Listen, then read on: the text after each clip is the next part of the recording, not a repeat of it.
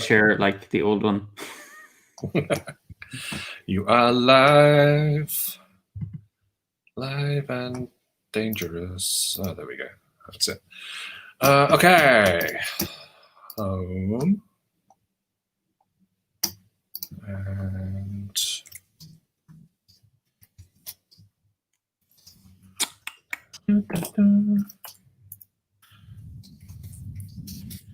how long were you in the office today? All day. Oh wow. Well, from about 11.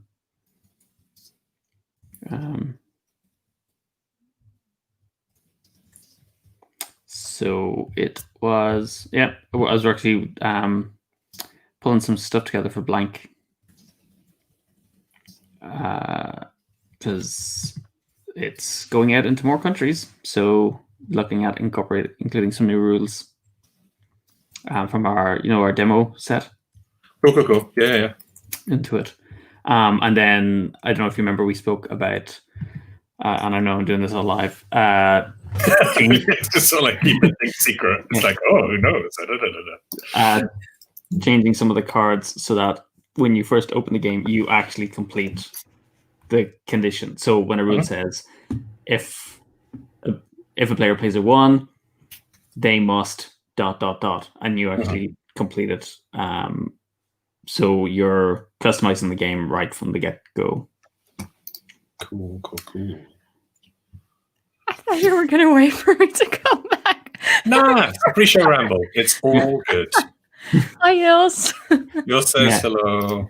We just like froze. Yeah. Until he came back. And then we're like, okay, we can start talking again. Goedenavond. Oh, God, Dutch is just such a... Well, Jos says goedenavond, and I said goeieavond. Oh, okay. It's close, but it's not exactly what it says in the comment. Like, my brother lives over there. I should be able to sort of like at least get a vague attempt on the accent, but no. Where does which area does he live? He's in Amsterdam, so... Oh, yeah. Running bars like a bad boy. Woo! A bar. Oh, that's nice. He's not running many at the minute because none of them are open. There's none to run. That is true. Although there's been, because the regulations in the Netherlands, that's not that many, but a lot of like cafes, if you have a terrace outside, they are open again. Oh, message. Who's that? Oh no, that was my Twitter account updating. Okay. Just the millions of new fans jumping on board. All right. Okay. So we got stuff done, shared, extravaganza sorted there. Just gonna do it on the Hub Games one as well. Bonk. I am wearing Hub Games blue, kind of. Well done. The dress. And parrots, obviously. It's on brand. It's the way to go. Let's go. Oh. Cool. All right. Welcome, Fox and Hyde. Hello. Thank you for joining us. And we're going to hit the magic button. We're back in like 30 seconds. And we will kick off this episode of the Hub Games Hangout. Let's go.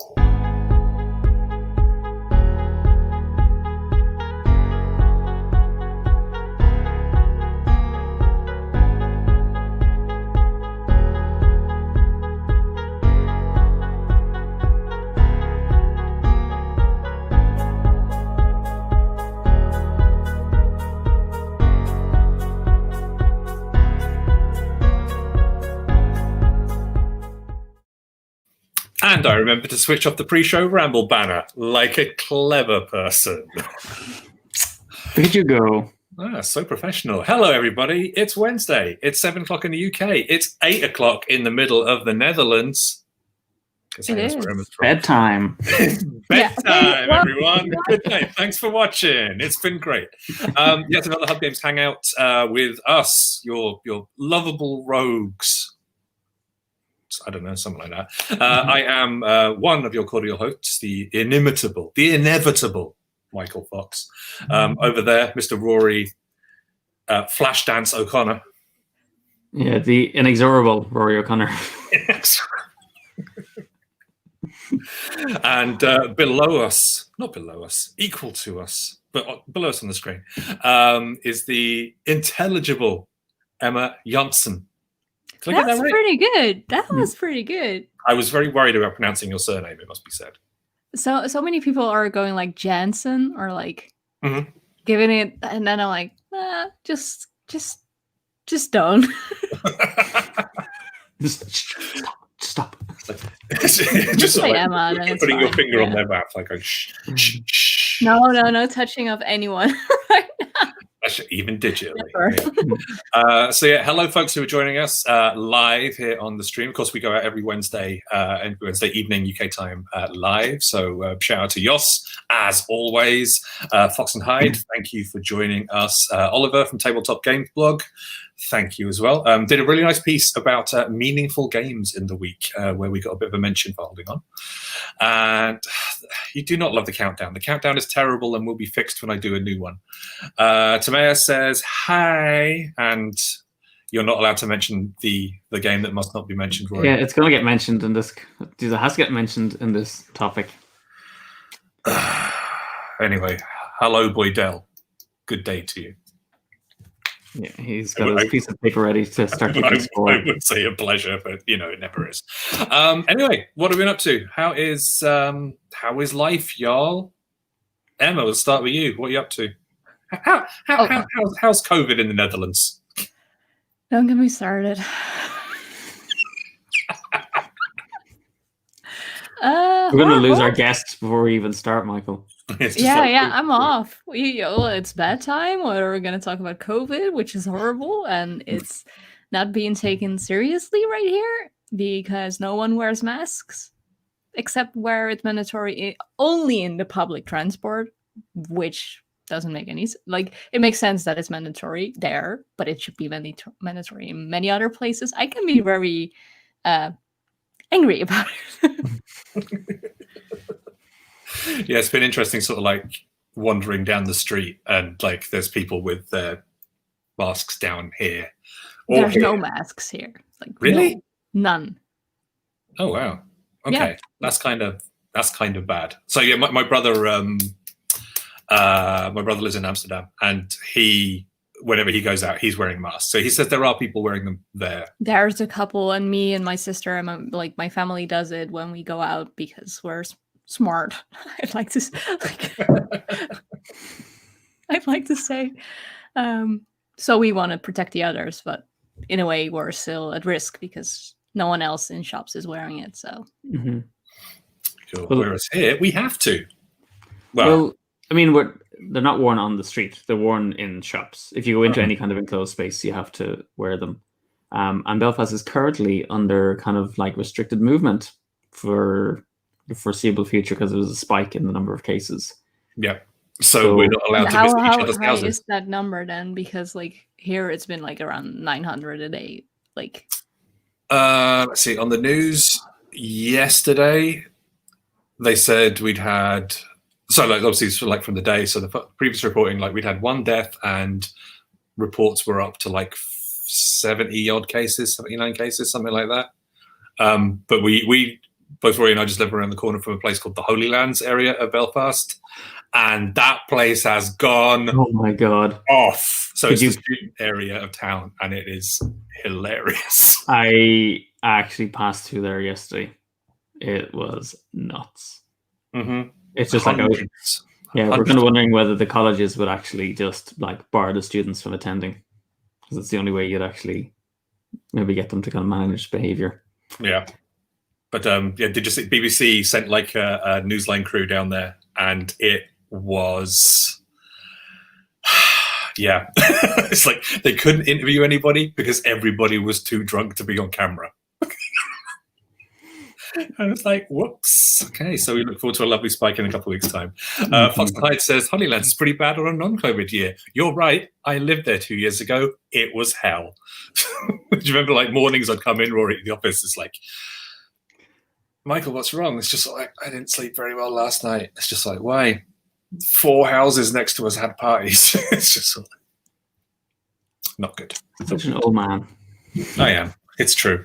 Anyway, let us move on and talk of fun things, of playing things. Emma, I asked you first last time, so Rory, I'll ask you. Anything you got playing? Anything you've done? Since last Wednesday, I think I played some Marvel Champions since then. We did. It was Saturday. In expectation of our package of Red Skull arriving, which still hasn't. Still not here. But it actually did arrive. It's being held at the post office. Test of Honor, the miniatures game. So we've got a couple of more games of that with Erin, which Cool. Lots of cinematic samurai action fun. And then we played Fort on the weekend. Yeah, sorry, we played Marvel Champions as well. We played Marvel Champions literally on Saturday, Rory. I came to your house when it was legal. Knowing that the lockdown was coming, it was like, quick, let's play. That sounds really bad, but we got to take a Well, no, we were totally within the legal requirements. So it's true. And yeah, it was good. Fort was grand. Marvel Champions, we played Ultron and got our faces punched in. One more round. I would have won one more round. One more, it would have been good. Emma, what about you? How you live with a bunch of folks, so you actually have like a ready-made gaming group. Yeah, because I live with my family again. I have 4 other people in this house, so we can play games. I played Azul with my sister and my mom, and we played Karuba. So, Monday, I think. Yeah. Cool. Have you played all of the Azuls, or just the one? Or... 1 and 3. I haven't played 2. Okay. I've not done 3. Summer Pavilion is pretty it's a step up from challenge from the original Azul. So just the one that has the is it the stained glass one? Yeah, that's 2. Stained glass. That's 2. 3 is the Summer Pavilion with all the little diamondy bits. Yeah. I think I've played that one as well. That was pretty good. Cool. Yeah, I mean, Azul still hits our table pretty regularly. And it's nice because you don't have to think too much, I guess. Depends on if you play with the regular side or one of the expansions or like the other side where it's just gray. Because if you use the gray side, it's like you have to think a lot more than just the regular side. So I'm just having a look at the what's going on in the chat. Oliver says, "You played 4? I'm so jealous." That's just why I pre-ordered it. I've had it for weeks and it's just been sat there going, I want to play it. Oliver also asked, did Michael win Prism Arena yet? We'll talk about that later. No, he didn't. Spoiler alert. Simple answer. Later, Rory. Suggestions from Fox and Hyde. Sagrada is a good option for similar game to Azul as well. True. Yeah, that gets a table pretty frequently here as well. It's a good one. And yes, Yoss, you are correct. Not this week. Nope. I'm not saying the name. Unless pushed. We'll see how it goes. All right, so Emma, obviously we like to know a little bit about the guests we have on. Sorry, I'm playing with a bag clip because I had some crisps up here earlier and I should stop fiddling. Give all my attention to you, our wonderful guest. Well, I can find my fidget cube and fidget with something, but fidgeting it helps you concentrate. So tell us about your sort of like life as life in games. What do you do? Why are you here? Is the question we normally boil it down. Why am I here? I don't know why I'm here. Like 42 is the answer, right? That works.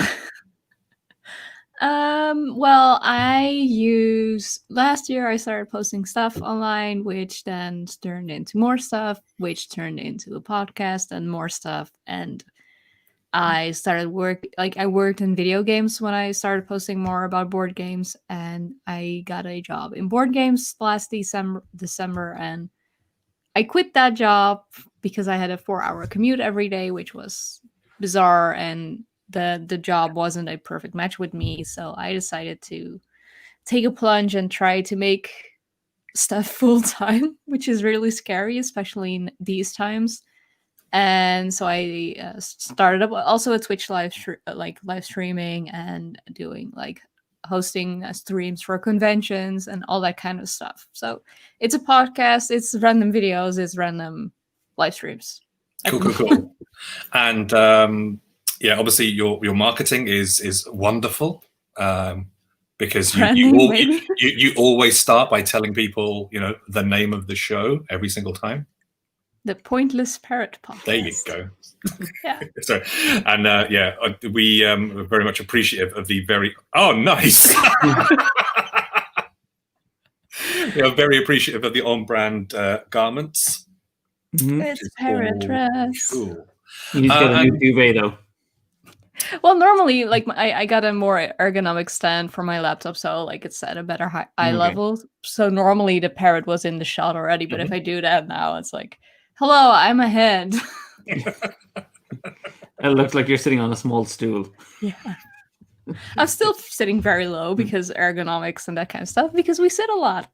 Because we are stuck. So we are stuck indoors. So you're also a member of, as of this past weekend, officially the big announcement, the lovely team from Girls Game Shelf. How did that come across? How did that happen? I started talking to Anna Maria a couple months ago already about it. Before I quitting my job was on the table, and so we talked a bit about it, and then I decided to start a Pointless Parrot and do more with that. And I told her I cannot commit to already jumping into the team right now because I don't know how much work it's going to be. Because in the Netherlands, if you do something in which you then are in the financial, if you earn money doing something that's not just hey, I'm helping you out, you have to register. You could do it. You could not register and earn a certain amount of money a year. But I went in with the idea, I am just going to do this for the long run and try to make it an actual thing. So it's officially registered as a business. So that took up a bunch of administration, financial stuff, registering, getting a bank account set up, all that jazz. So, and then I came back to Anna Maria hey, it's set up. When are we gonna roll? And then we announced it the last weekend during the Shelfapalooza. Cool. Weekend festivities. Which was a cool event. We were a part of it as well, running a few games very early in the morning. Not quite as early as I thought. It wasn't that early. Right? No, okay. So I kind of messed up. Oh wait, it's my time. I was thinking, and never mind. Well, it's an hour earlier for you. It wasn't early that early for us either. In the grand scheme of things. So we had Adventure Mark play scheduled on the Saturday morning and Flip Over Frog scheduled on the Sunday morning. So I checked the times and it's okay, they're using UTC, Universal Time thingy, whatever that stands for. And okay, cool, perfect. I'll set mine up for 7, get up, start thing at 8. Perfect. Nah, it was 9 o'clock. I screwed everything up by an hour, so I was sort of just sitting there in the chat going, is anybody here? Anybody around? And it's 90% of America is asleep. Europe is just waking up. And it's is anybody going to show up to play these things? Thankfully they did, which was lovely. So yeah, it was cool. It was it was a little sort of mini con, I guess, mini online con, where there was just a really nice vibe, lots of people coming together, and just, some good times, some good stuff. The smallest show we've done this year, but very entertaining. Well, it was 50 hours of consistent live streaming as well. And I think that also took up a bunch of people's it was either you were playing a game or you were watching a live stream kind of during the event. So that was fun to do. That's all good. Joe says, coordinated universal time. Thanks, Joe. That's all good. All right, we're going to do topic stuff. Yes. Gonna make it happen. So what topic did you pick for us, Michael? It's like a quiz show. Yeah. I feel Richard. Wheel. Yeah, Richard. Actually, we should have a wheel of topics in the back and just go. There we go. It's time for this one. I feel like Richard Osman. There you go. There's a very limited reference for most people. All right. So, story behind it is over the last few weeks, I've been playing some interesting stuff, which one of the games I'm going to talk about in a little bit. But also, I've noticed it seems to happen in waves. The wonderful world of representation in games it gets really loud on board game Twitter every once in a while, and then it sort of like fades away in the background. Then it gets really loud again. So it's time for another loud wave of representation. I think it should be a consistent wave. A consistent, like, roar. Yeah. A consistent screaming of "It's not that bad, y'all. Please make it happen." So obviously, we represent a very, very well represented area of the gaming space. Can I don't want to put you on the spot, but Yeah. I was wondering if we're talking about representation, of course, me being a female, that's one part of it. But I feel like I'm putting you on the spot now. Sorry. Hey, put me on the spot. Go for it. Would it have been a better idea to have a more inclusive person on as well for? Oh yeah, I mean, I did actually try and get a couple of black gamers on as well. Yeah. But simply because timing didn't work out, we couldn't get them on. No, it just popped in my mind, and I feel I just want to ask. Oh no. Yeah. That's the thing. Calling me out on it is you should do, because it's just sort of like it would be nice to sort of like have as wide a representative group actually talking about this sort of stuff as possible.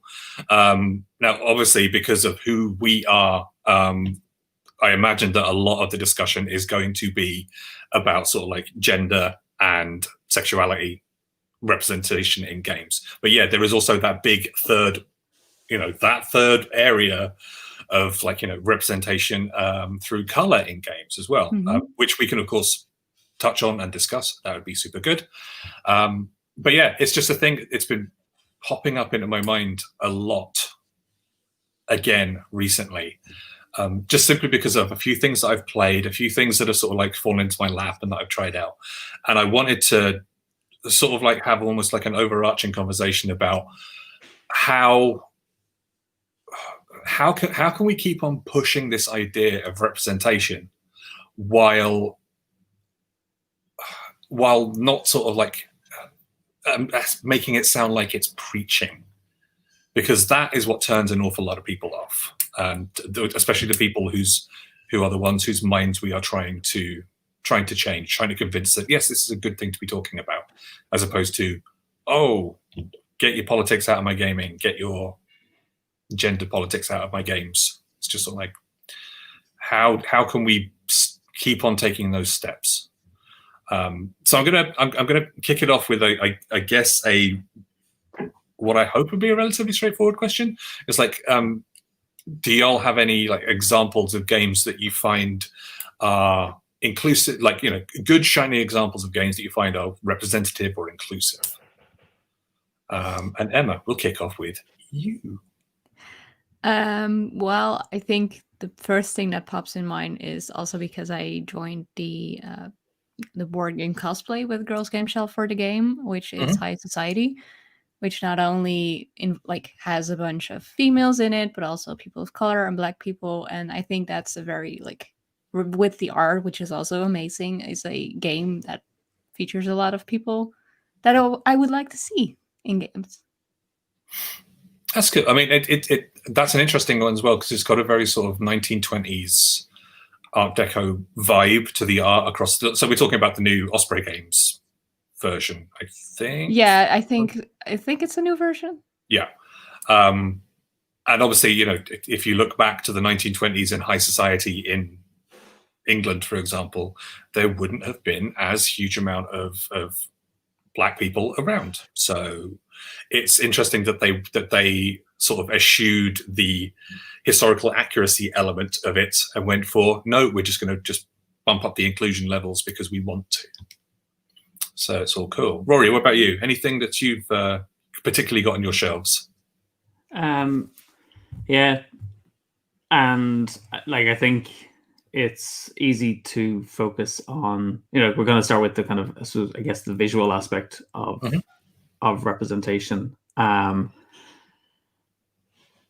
so from that perspective, I think the immediate one that came, and which I had alluded to, was Ashes, just because of the characters, but especially when you start going into the expansions of it, like such a diverse range of characters in that set that it was only recently when I was actually going back through them, I was like, oh my god, this is like really kind of a really big mix in terms of an essentially appearance of people, because that's all the aesthetic of a game can really capture, and it's limited by that aspect of it.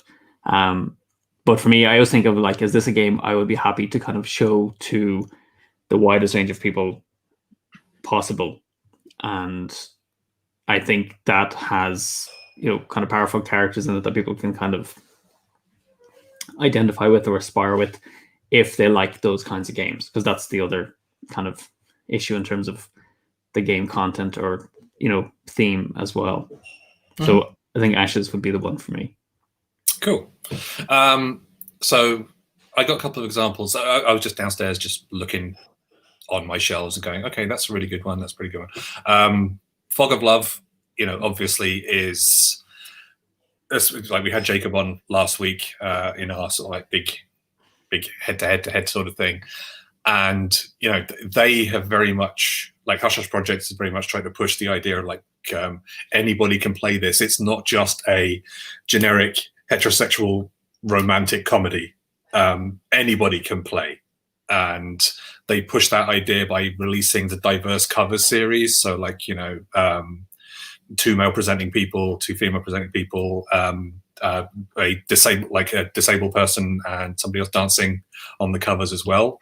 And it was, I guess I remember when he announced it, and I was talking to John from Actual LOL about it, John Perkis, and we were both like super excited about it. We just like, oh, totally, because it's like, when do you get to see like somebody in a wheelchair on the front of a freaking game box? Which I absolutely loved. I thought was fantastic. It's just like, yeah, just keep on pushing. And the fact that the game itself is also, pretty much entirely gender neutral. Just with the cards that you pull out, yes, admittedly, color-wise, they're sort of like tasks. One set is blue and one set is pink, but it doesn't matter really in the grand scheme of things. But what I think is interesting with that, again, because those things are purely aesthetic, like what they've done. And we were, I think it was on the last chat, actually, Jacob was talking and saying how they're actually now trying to modify the cards that would represent scenarios and situations that would be more representative as well. And I think that's a really interesting thing. Like, you can say, yes, we're all equal and we're kind of all the same, but actually, like, the life conditions that people find themselves in and maybe the choices they're confronted with, they're nuanced and different. That definitely put you into kind of different groupings as well. And I think it's really interesting that they're acknowledging that and incorporating that into the game. And that ultimately, for me, is the really interesting thing about representation in games, is exploring that aspect of it. So we will move on to that in a minute. Emma, I saw you looking off to the side at your very full shelves. Very limited shelves. Hey, they look pretty good when you showed me. That was good stuff on there. I saw a copy of Mega City. Yeah. I saw a copy of Mega City. That's all that matters. With your autograph in it and a drawing of a tower. And your the parrot that's going to be in the new game. Secret game. Actually, we can talk about that in a little bit, because that's actually a pretty representative thing as well.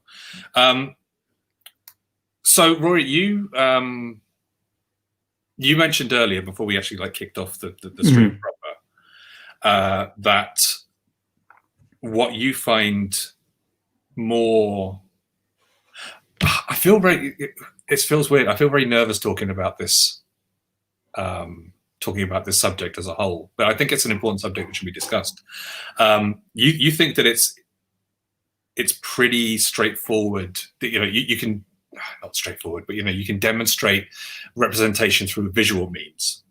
But what's more important to you is representation through the values of a game or whatever. Would you be able to sort of like expand on that a little bit, and then Emma and I can pick up the baton? Well, there's a couple of things I might need to ramble for a little bit. I need a new banner that says mid-show ramble. Yeah. So yeah, we can kind of represent visually, and that is an important aspect, but it shouldn't be the end point. First of all, I think in terms of looking at representation. So it's one thing that can be done within games, but I think for me, talking to different people, and if I'm always thinking about that question of how do you bring more people into games, it's also through like the themes and the values that are exhibited within those games and that people get to explore. And traditionally games have, for example, like be the best at something, mechanics as a way of winning it, and they're just not interesting to a lot of people and their values. And yes, we might be someone, like you can describe someone based on their visual appearance. And Jeremy Siddick actually had a really interesting post yesterday about profile pictures for the visually impaired. Like, how do you communicate who someone is through their profile pic through alt text, like wording for it, because it's not going to convey the information you need to know about that person. So visually, you can show people, but also then there's our internal values and the things we care about and our needs, and we share a lot of them as well. And also they differ across a lot of people. And for me, it's kind of more interesting to try and figure out how do we represent that greater range of needs and values that people have in a way that it brings them into the world of gaming as well. And it's like, books and cinema are easier to do it because of the way the story is told. You get to see inside a person's head and you can connect and you can relate to that person, or you can see the circumstances that they find themselves in. Where a board game has to operate, I think, with entire constraints, and a set of rules have to be created for the behavior of everybody within that game. And you have to say, this is the outcome or win condition of that game. And so the perspective of the person creating that game can kind of limit that, but it's also really hard to capture nuances of different values. For example, I was talking to a friend about this topic last week, and she has a hearing impairment. And she used to come along to our board meeting game night when it first started back in 2010, and explained all of her trepidations about coming as a young mother with 2 children, and also with a hearing impairment. And she was like, is there just not other like themes for the game that don't involve, like, she was talking about Dominion, which she was like, I love it, but it's just about defeating everybody, and scoring the most points. And she just wanted something different in the game to explore. And that's the thing that's always turning over in my mind, is like, how do you capture how people tick inside and bring that out into a gameplay experience? So that for me is the interesting thing about the potential for games. Like, how do we capture people's hopes and concerns and actually emulate that in a gameplay experience that they can relate to? Okay, so yours is more of a it's a sort of like a very wide net of representation, I guess. Then it's the representation of the human spirit, I guess. It's race, identity, it's economic, values, it's religious beliefs. There's lots of things to cover, because games cover a very small portion of it. And it's kind of traditionally the nature of the mechanics, I think, are what limit it to that audience in the first place. and that's where I think there's a lot of scope to extend that out. But if every time I try to run my head like down different avenues of how could you make a game like this or that, it's like, my God, I just need a massive rule book. It's very hard to figure out an elegant way to do that, and my brain tends to go towards like choose your own adventure type gameplays. And that's where I think role-playing games then have been great in terms of being able to cover a wider breadth of topics and be a bit more, I think, inclusive in their content than board games have been able to, especially in recent years. Well, depends on also what kind of groups you're in, because what I've seen online lately, because there was someone who designed, I think, wheelchair miniatures, or there was a whole discussion about people who didn't agree on having characters with wheelchairs in Dungeons and Dragons. And I think those people were very wrong, because even like back then they could have been like resourceful or in that situation to have those people as adventurers, because they are just as important as people who have working legs. If like maybe they're even faster, like they can use it to their advantage. Like it's like if you choose, like you wrap your brain around, like it's always still like why make it an issue? Yeah.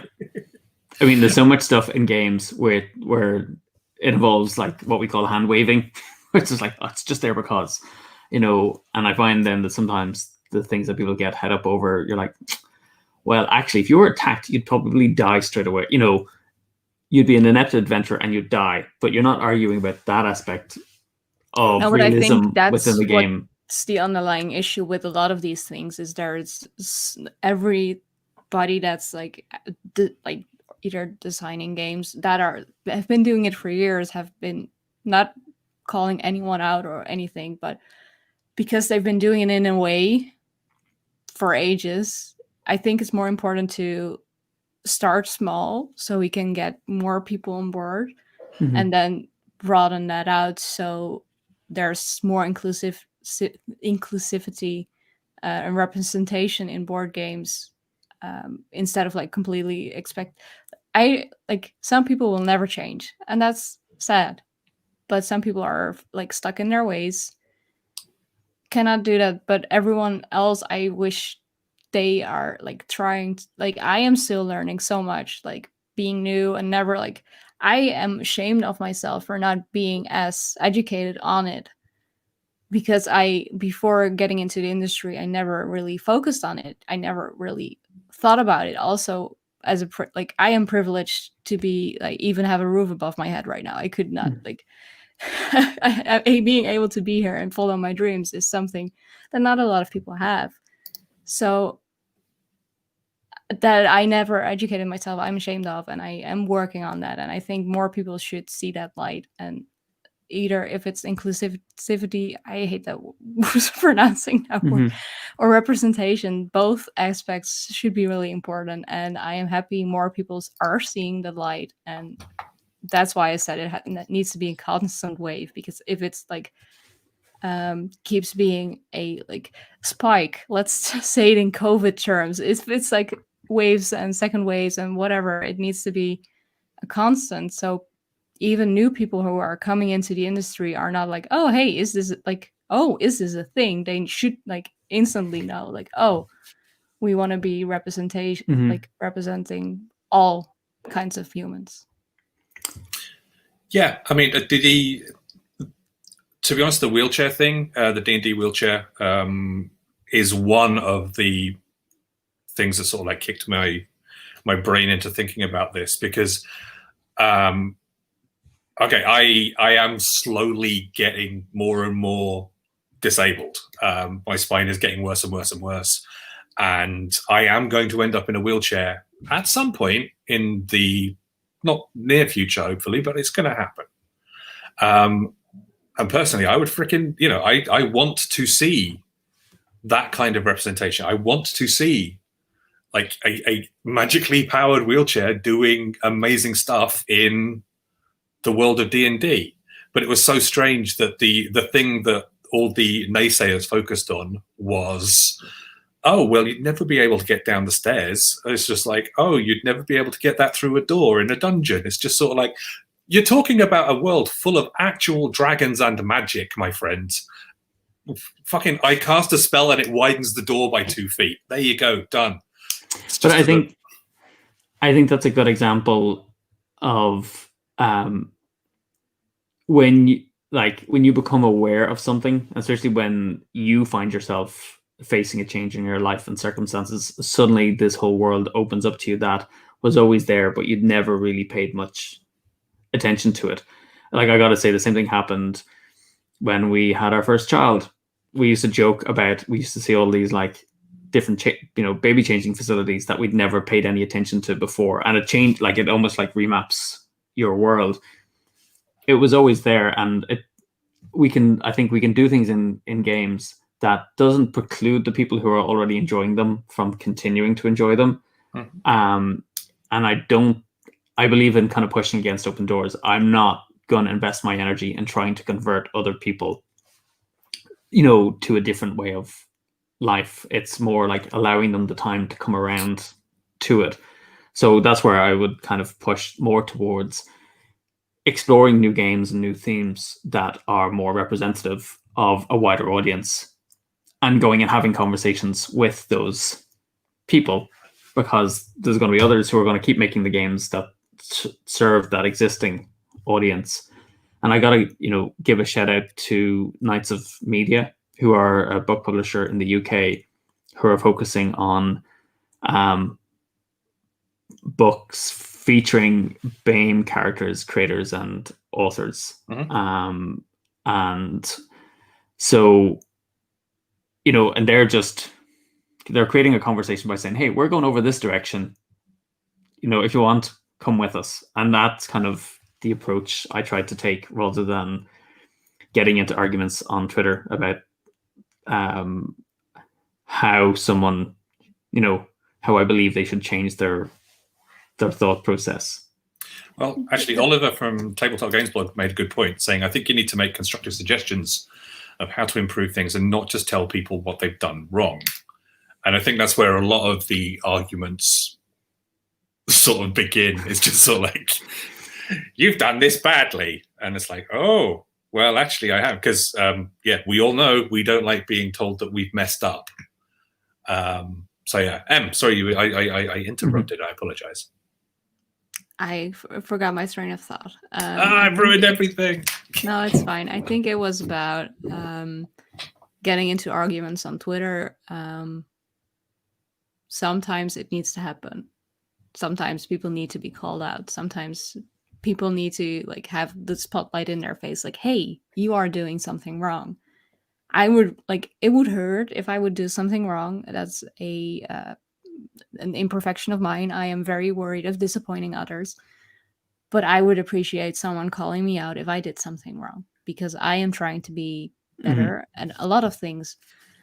And that's what speaking out about these things is also something that's very scary for me, because I've never done it before, and I want to do it right, because I want to get my thoughts across well, and also doing it in not my native language. I am always scared of saying the wrong thing, because even though I do a lot of things in English, it's still how would I word these things as good as possible, so I am not, one switch up of words can mess up a lot of things.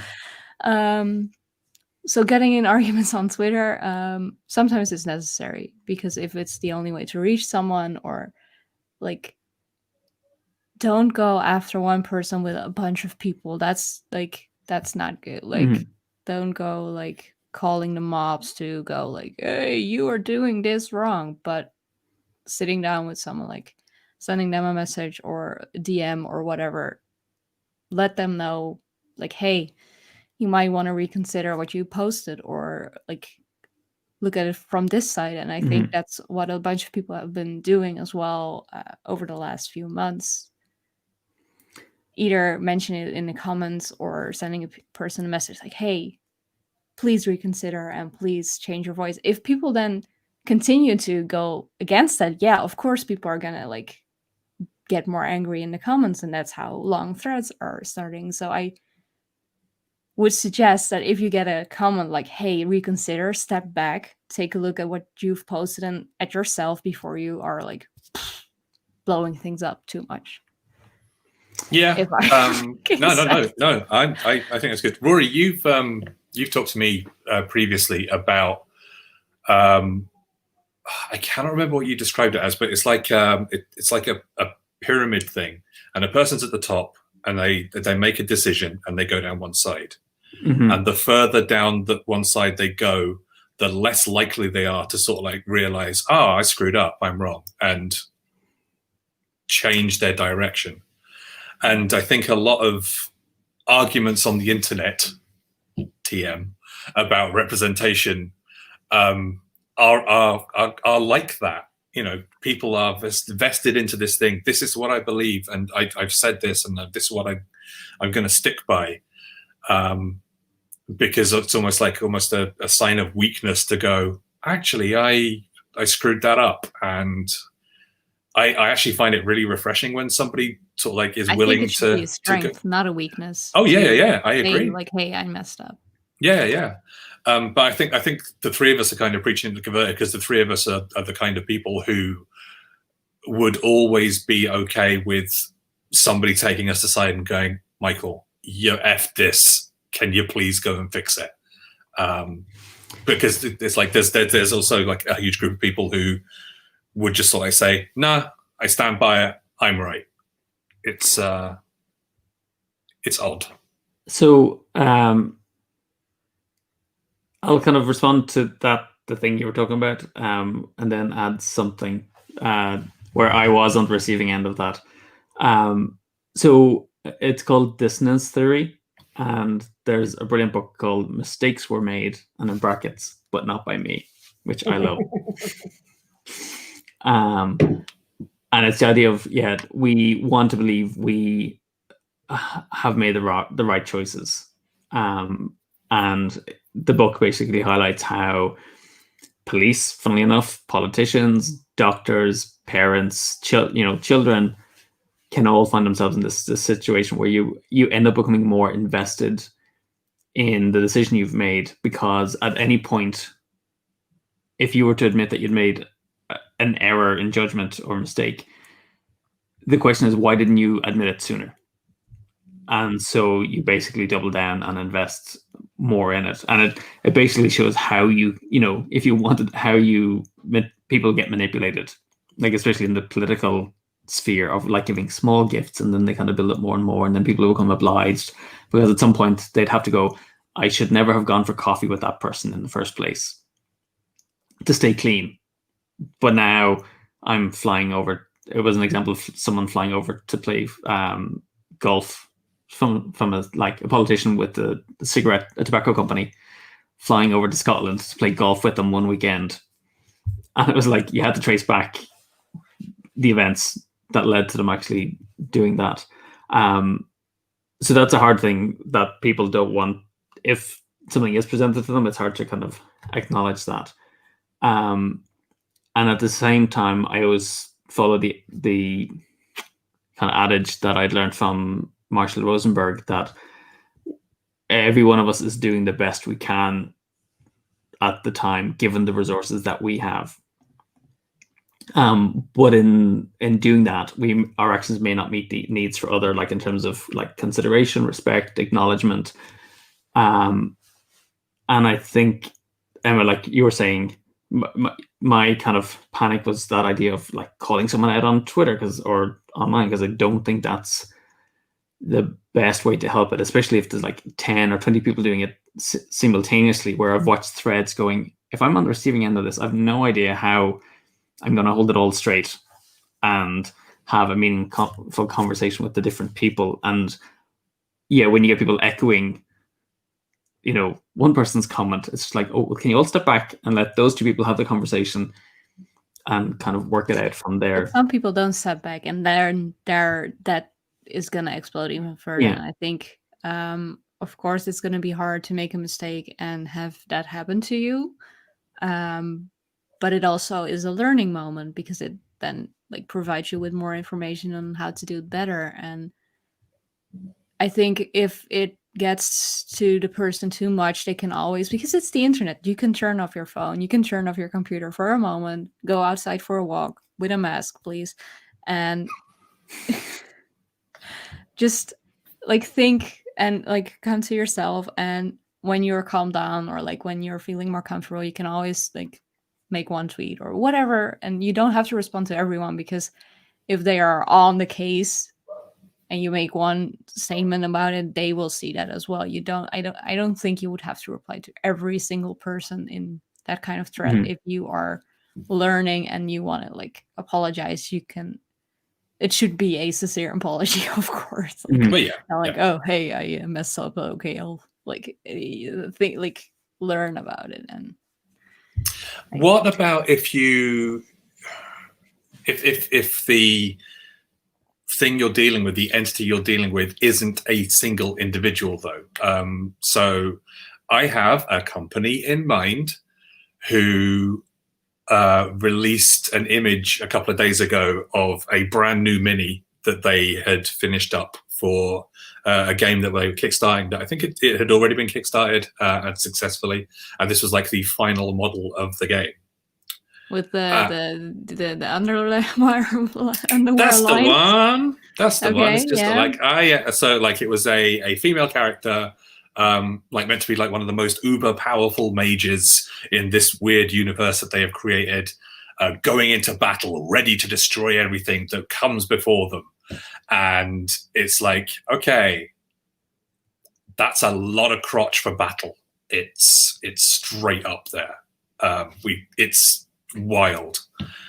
And they've been called out before countless times on like putting like over-sexualized designed minis into their games. And it's not just this one company like who do it. There are plenty of others. And I assume that they do it because they know it sells. It's it's sexy stuff sells.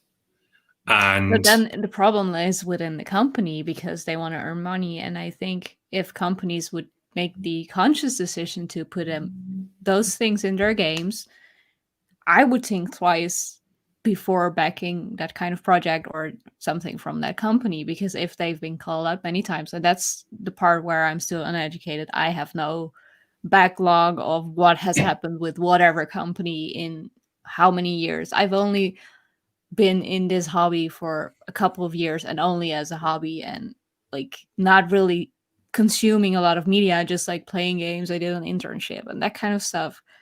But if a company gets called out many times, then why would they not change the thing? Because it sells, if like you said, and there could be, I think it would still sell if it wasn't that. But in your case, because hub games, do you want to sell to that audience? That's the question a company should ask themselves. Like, do you want to sell to that audience then? So a way of framing it, Emma, is like everything, we're always trying to meet needs, right? And we choose strategies to try and meet those needs. So in that case, the question is like, what is that company's need and what makes them, and they believe that creating minis in this way is the best way to meet that need, and so the need is generally universal, like, and it'll be very hard to argue with the need, but it's the strategy you can try and encourage people to shift away from and take a different approach.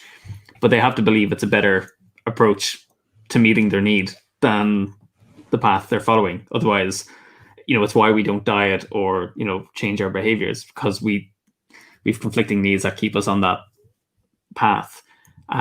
That's why it needs to be a constant wave, like not a wave, but a constant echo throughout the industry, that some things just need to be a standard. I think. Yeah. Well, there's an interesting thing. I have a friend who just posted an article about the Oscars, where they've set a set of guidelines for what it is needed to win an I think a Best Picture Oscar. And I think that's a kind of really interesting take, where they're saying these are the requirements in terms of representation, basically on the film set and on screen as well. So it could be things like that. I think at the same time there will be those companies who will produce those products and will sell to them. The thing that kind of bugs me is the airtime they get, even through the arguments that are had about them. Like, that is just reinforcing the thing and, adding justification to the people to stand up for that as well, because you're creating drama for them.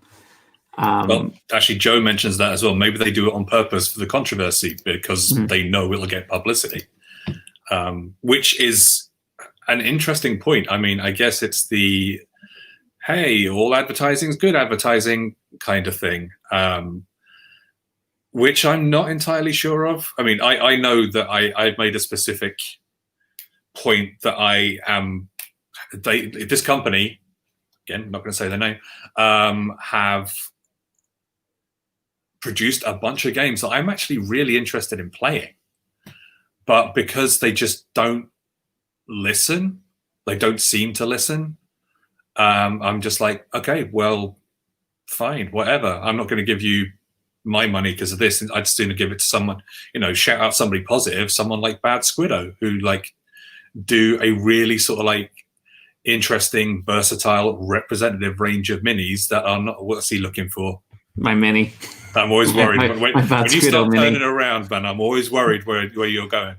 But yeah, because like they, it's Annie at Bad Squiddo, I think. Yes. Yeah. So they made an active decision to sort of like not go for the TNA magician boobs everywhere, like bikini armor extravaganza. They make minis of regular people. And that's refreshing and should be the norm because we're all mostly regular people. But again, I think, sorry, go ahead, Emma. Rory. No. The Irish and the Dutch were just like too polite with each other. I was just thinking of all that guilt that was like spinning around earlier on. I mean, I think Annie's story is interesting in that, she enjoyed playing war games, but she just wasn't seeing the characters she identified with within those games and started to create them. And that's, one of the ways to address representation is for you to get in there and make games. But at the same time, there's a whole set of barriers to actually doing that. And that, for me, is kind of trying to swing the conversation around a little bit. That's one of the interesting challenges, is like, if we want more representation of people and values within games, how do we actually, as creators, support that, or publishers? And because they're, even if you say, oh, well, just go make a game, there's a huge barrier. Yeah, ain't easy doing that. Yeah, and we've spoken with Ugandan Game Changers and the teens there and tried to support them, but the reality is like they're trying to scrape through education, and that's always going to take priority over designing a game. And that's, again, this is where my head goes, is like, if we actually want to increase representation within games, there's so much to do around removing the barriers for people to actually do it and actually be interested in doing it. Because half the time people are like, but why would I bother? Like, when I look at the audience and the people who are out there, they're not going to be interested, or they're going to attack what I do. So what's the point? I'm just going to go elsewhere. And there will always be a group that will get attacked by some other group for whatever they do. And that's the harsh reality. But what I'm saying is, if you're waving the flag for, like, we want more representation, that we have to be really careful about how we actually then support people who are making that effort as well. It's not like standing on the sidelines and go, yeah, you go do that. Go make a game. Well, What there was something I used to do some like change work in an organization, and I used to describe it as you have to run interference. So while other people are doing the work that's creating change, you have to kind of like be in the forefront and take the brunt of all of the attacks or the challenges so that they are protected whilst they create the work or make change. And I think that's an important role for established, creatives, publishers, distributors within the industry, is to run interference for other people so that they can actually create games that increase the range of representation within games. Does that make sense? No, yeah, that's yes, Rory. No. It does. It's almost like. So I was talking to Steph and Erin downstairs about this before we started the show, and it's the idea of Emma, you said it earlier, like, we all come from sort of like a place of privilege, what up? I'm Michael. I'm 44, I think. 45 this year. I don't know, what year is it? And I am privileged as hell because I am a demographic that pretty much every advertiser is chasing. Because, hey, I'm male, I'm white, I'm got money, relatively. I am seen as a valuable target market.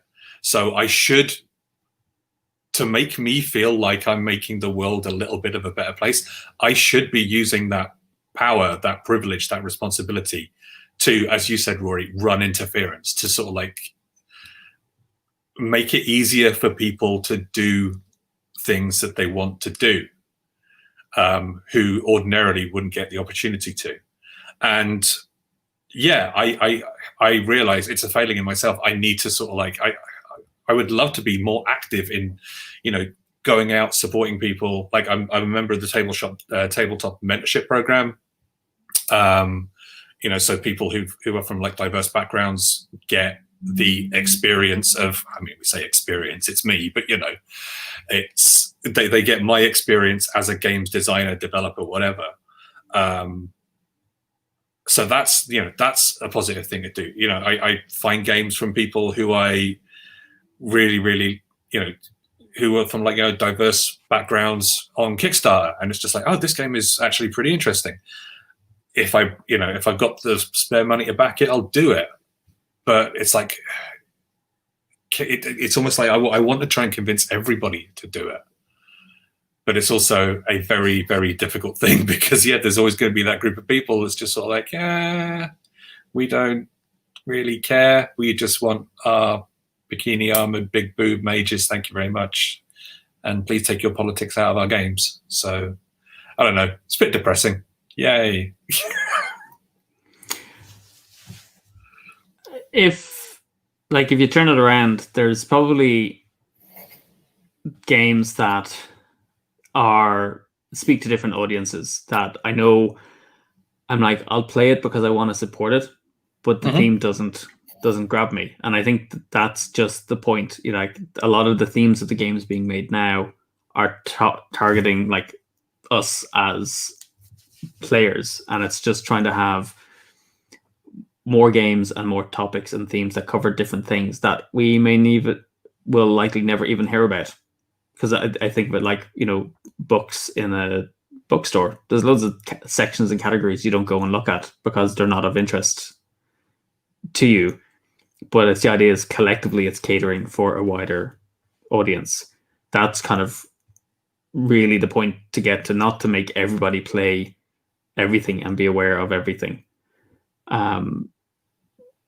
And so one of the things is also, I've been listening to a lot of podcasts about kind of race, patriarchy, democracy, and a lot of it, I just feel like as a white male, I probably need to just like, to some extent, we get by on mediocrity, and a lot of males do, within this system.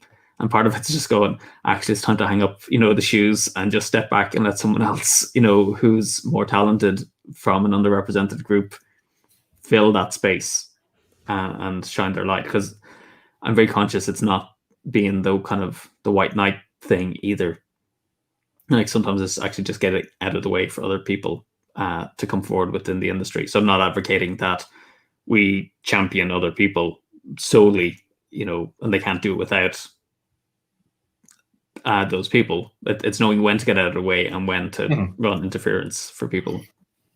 Yeah, it's a very tricky tightrope to walk, I guess. Yeah, I don't want to sort of like go, oh, we are the saviors of everybody and we're here to fix things, because we're not going to be able to do that.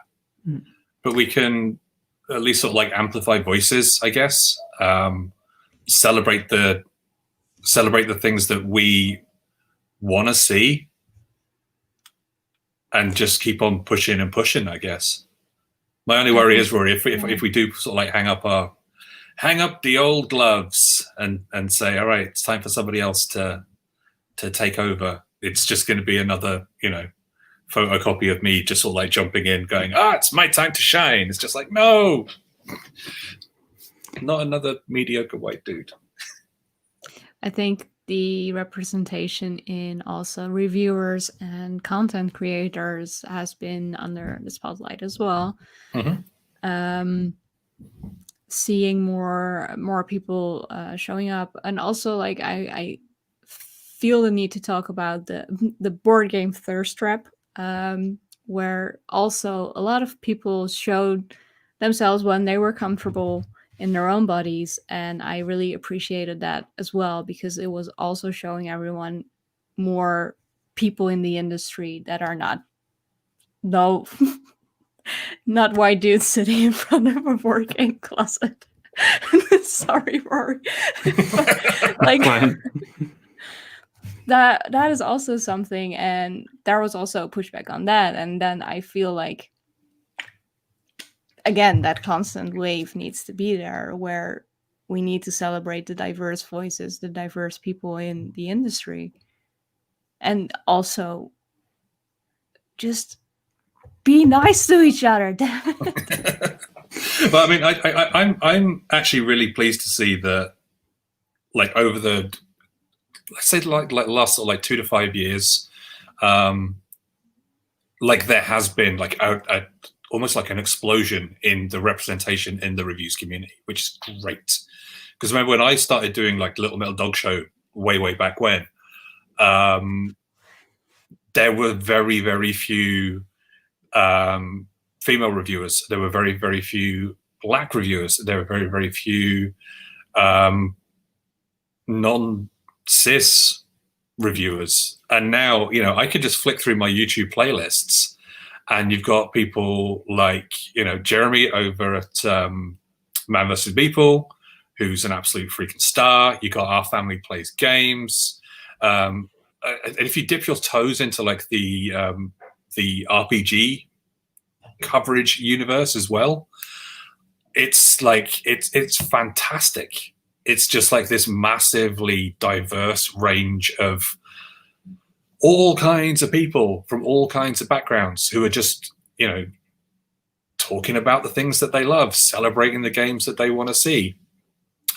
Maybe that's because the role-playing games world, it does feel a little bit kind of ahead, I guess, when it comes to sort of like diversity and representation.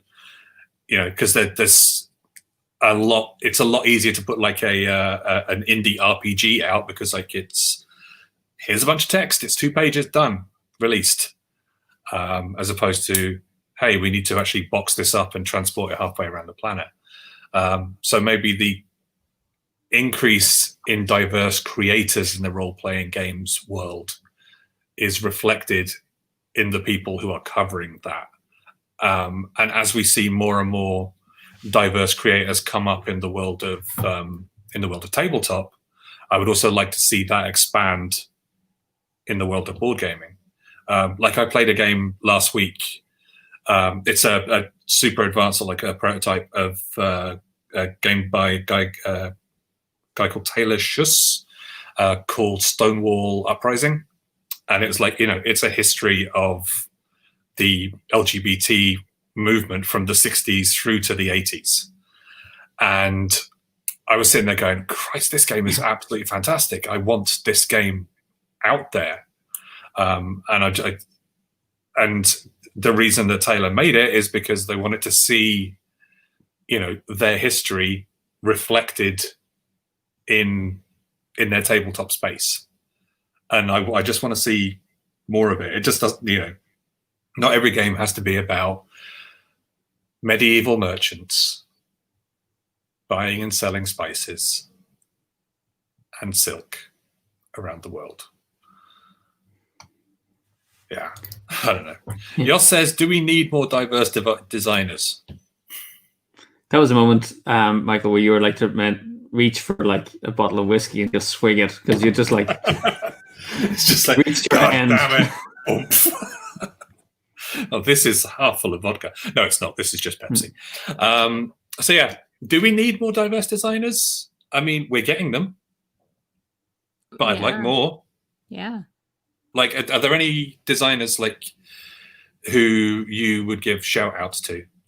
Like Emma, anybody who sort of like who pops into your brain? Elizabeth Hargrave, like she set a great example of how a female designed board game got so many new people into the hobby because it was like reach new audiences. She also does amazing threads on her Twitter where she calls out this, like, literally the statistics of how the things in the board game industry are regarding representation and being a female or a person of color or a Black person or whatever. She has amazing diagrams, and she also has a list of amazing designers and people from the industry on her website. So check that out, please.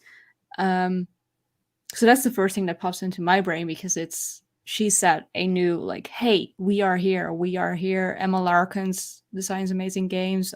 Carla from Weird Giraffe. I don't know where that. Like, there's so many amazing female designers. Banana Chen. I just recently found her with their new, like, just kickstarted game. Yeah, we had Banana on a few weeks ago. Jiangxi, the blood on the dance floor. Yeah, but yeah, the one about the vampire restaurant. Yeah, and of course Ortessa, my companion in Girls Game Shelf. There, like, that's all female examples, of course. And there's Omari Akil, of course, with the Hoop Gods and Rap Gods and stuff. There's always room for more, because the majority is still a white male. Yeah, it ain't pie. Just because, like, we would like to see more LGBT designers or more Black designers or more female designers, it doesn't mean that there's going to be less room for the people who are already there. I was going to give I think Danny still has it as his tag tweet on his Twitter. Let me pull it up. Well, you did that, yeah. I was going to give Amari a shout as well, because Rap Gods is very much in my wheelhouse as the white Catholic Irish boy growing up in Northwest London in the 80s, listening to Capital Rap Show every Friday and Saturday night, like under the covers at 2:00 in the morning. It guts me that this game isn't available in the UK, but when we get shows and everything up again, I cannot wait to play this, because it's just going to, it's an amazing game about hip hop, and I want to try it. And I'm delighted that he made a game that he wanted to see in the world. And he's doing the same with Hoop Gods as well. And that it's sort of like it's getting so well received, because it deserves it, It really does. So Danny worded it perfectly. More women in board gaming does not equal less men in board gaming. More people of color in board gaming does not equal less white people in board gaming.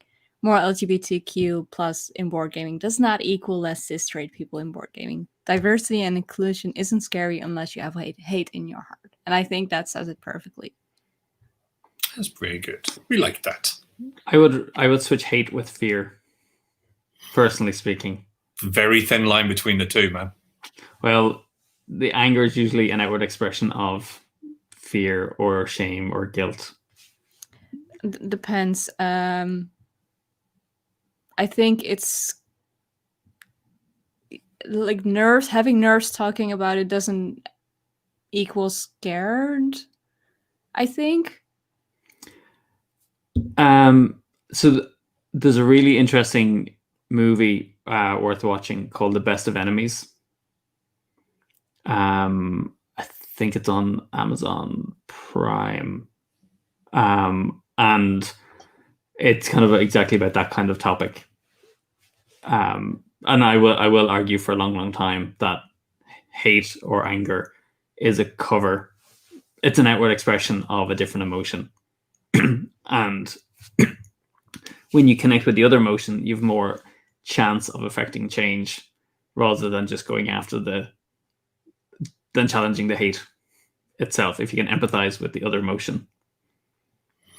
So Zembrisa put up, thank you for this, Tamir, by the way. More diverse designers equal more diverse themes and mechanics equal more non-gamers becoming board gamers. And that, I think, is what we all, in the end, that's what we want. We want as wide a range of people to get into games because, and this is from a strictly corporate point of view, we really like making games and selling them to people. And the more wider an audience we have, the more likely that we're able to sell games, and the more likely we're all able to keep doing that. You know, whether it's Rory and I developing and designing them, Emma, you covering them, and hey, hopefully one day designing them yourself. I mean, you ever thought about that? I had to design one for a course during my study, which got burned into the ground. So pretty much. Was that like part of the game, or? I did a very broad study in which I also specialized in gaming, and we had a course where we, for a company, designed a card game. Okay. Which was very basic, but I was also working in a team where it didn't go smooth. Like, it didn't go that smooth. So, yeah. It's well, funny, maybe design's not for everybody. Mm-hmm. I mean, I'm up for trying it, but I will probably focus on doing random videos for now. And that works. That's okay. Joe has a point as well, which is something I've heard before. When you're accustomed to privilege, equality feels like oppression. Which is, yeah, a very, very good point. Esva over on Twitch says, the same is true for any industry. It sucks that diversity is still seen as a checkbox for companies' reputation than it is for the sake of diversity. The monopoly controversy is an example. Esva, there's been like 9.5 million monopoly controversies in the past few years, whether it's like, you know, McGee having the rights stolen from her by the Egypts at Parker Brothers, or by Darrow, or the hey girl Monopoly, or like the socialist version of all that sort of stuff. They're just not very good at the whole diversity thing, I think. But yeah, I don't know. It's been an interesting discussion. I think we barely scratched the surface, so I'm going to assume it's something that we're going to come back to. And I would suggest bringing on with a more diverse audience. Well, yeah, I mean, like I would actually like to reach out to Amari and say, yo, if you've got time, would you come on and, like, you know, tell us about, you know, even just telling us like the story of Rap Gods and how it came to be is going to be a very interesting sort of discussion about the journey of somebody who just took a chance on it. So yeah, I don't know. I'll give him a message. Maybe in a few weeks' time, we'll see if we can revisit the well. But it'll be cool. In that space, I would also be very interested in talking to people from different economic backgrounds as well, and nationalities. You know, because I think that for me is the bit that really interests me, is like reaching far and wide in terms of the voices and perspectives that can inform gaming as well. Because when I look around, and I might be wrong, but a lot of people who are contributing fall quite close in the economic spectrum, because it's like we're at a point where we can actually look around and think about designing games rather than worrying about our day-to-day survival. And that, for me, it comes back to bringing out those different perspectives from people, just as wide and diverse as possible. So It's true. It's true. All right. Like I said, we've probably barely scratched the surface, but this is around the time where we normally bring things to a close. So Emma, I would like to thank you for your time. It is lovely to have you here. If folks want to say hi to you or anything, what can they do? Where can they find you? So I am at mzaya on Twitter and Instagram. Look at that. Right. Yay. There I'm mostly active on Twitter. The Pointless Parrot podcast, if you Google that, you'll find it. Or go to pointlessparrot.com, where I link to almost everything I'm doing right now, including the Twitch stream, which is also under the mzaya. The Pointless Parrot features people from the board game industry, but isn't necessarily about board games. It started off more board game related, but it got more serious because life got more serious. They also turned from 30 minutes to an hour, so that's fine. It's fine. I just recorded yesterday, which is also going to be a pretty interesting episode. So it's good. It's nice. So yeah, if you want to like the most like the one place where all the links are is on pointlessparrot.com. Good stuff. Meanwhile, if you want to follow us, Rory is, see, I've done it for everybody. Rory, there you go, Rory O'Connor. And I am this, at Idle Michael. But the most important thing is at We Are Hub Games. That is everywhere, Twitter, Facebook, Twitch, the whole 9 yards. And I shall be back on Friday with Rory as we continue our devastating battle. As we climb through the ranks. It's not going to be amazing. It's going to be very bad. We did, Oliver earlier asked, had Michael won Prismarina? And the answer was no, not yet.